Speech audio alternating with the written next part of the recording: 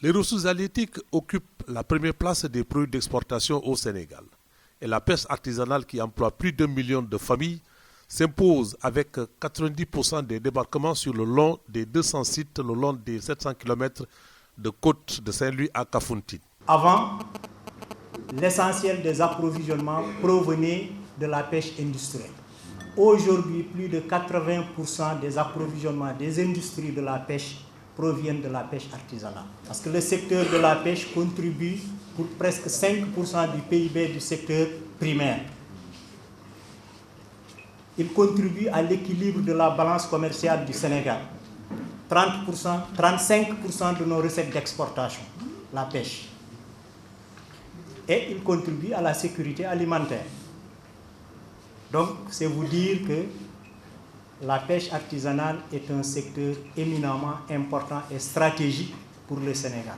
Cependant, les milliers de professionnels qui vont quotidiennement en mer avec leur embarcation ne sont pas à l'abri des conséquences fâcheuses des aléas climatiques qui rendent furieuse la mer et causent des dégâts incommensurables. C'est pourquoi le Grand Serigne de Dakar, attentionné par la sécurité des pêcheurs en majorité lébou, a saisi la Compagnie nationale d'assurance agricole CNAS, créée par l'État du Sénégal en faveur de la loi d'orientation agro-silvopastorale. Il faut saluer l'initiative du gouvernement et du ministère de l'économie et des finances qui, par la microfinance, essaie de toucher des populations sensibles, vulnérables et dont les ressources sont limitées.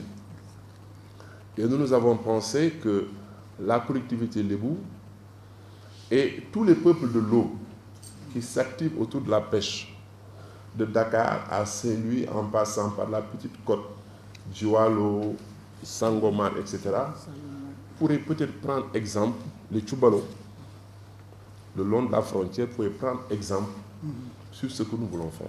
Au terme de plusieurs rencontres avec la CNAS pour examiner les voies et moyens d'atteindre cet objectif, les deux parties ont signé un protocole de partenariat qui rassure désormais les pêcheurs à naviguer en toute quiétude.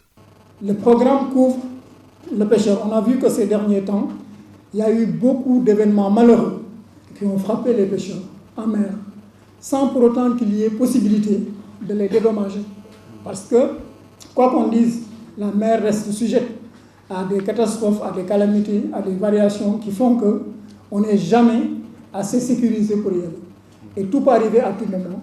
Et l'intérêt de l'assurance, c'est de pouvoir remettre le pêcheur en l'état où il était avant d'aller en mer. C'est-à-dire lui rembourser son navire, c'est-à-dire lui rembourser son matériel de pêche, c'est-à-dire lui rembourser également, lui donner une indemnité en cas de décès.